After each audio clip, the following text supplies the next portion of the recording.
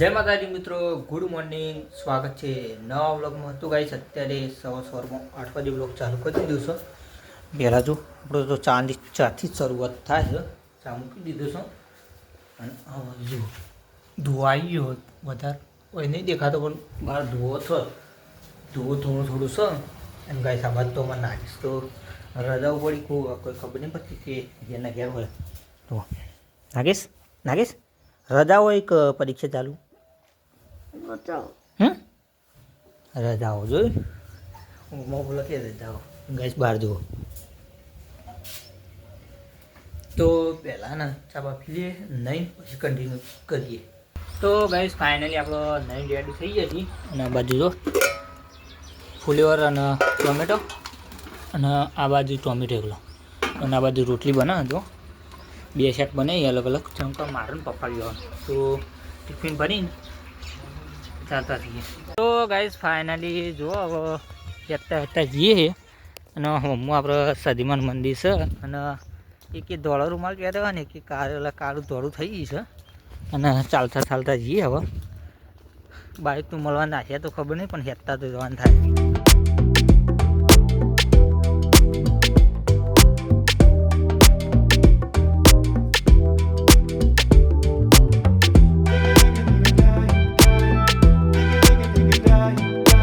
Finally જો આપણે દુકાને ક્યાં ના આવ્યા, પણ અત્યારે વાગવામાં જો તમે બતાવી દઉં 11:30 થઈ જાય.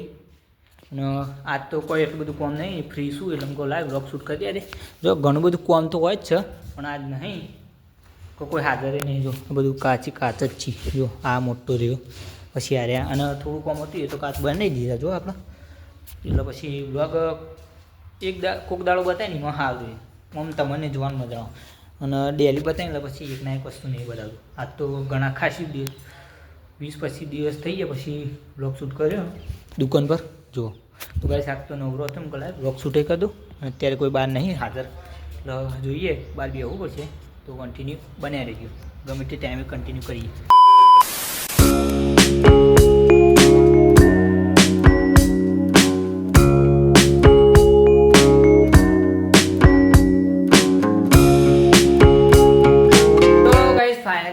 નોકરીથી ઘરે આવી જાય છે ને આ બાજુ અમારા નાગેશ જમીન ઊભો થઈ ગયો. ખાધું બરાબર કમ્પ્યુટર નિહાળ જઈને આવ્યો સાચું કહીએ.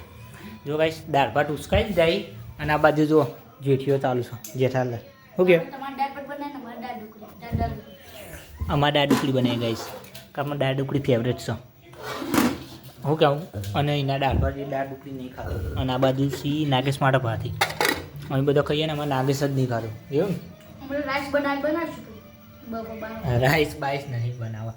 મમ્મી બહાર રોટલી કરે છે તો ને જમવાનું તો થાય જ છે. દાળ ભાત બનાવે ને દાળ ઢુકડી બનાવીને ભાત બનાવે, દાળ ભાત ને દાળ ઢુકડી. આ બાજુ ગાઈસ જેઠાલાલ કન્ટિન્યુ બનાવી દઈએ. તો ગાઈસ આ બાજુ જો શિયાળાને તાપણું કર્યું છે. અને જો બે બંકાઓ ઠંડીને આવી જાય છે.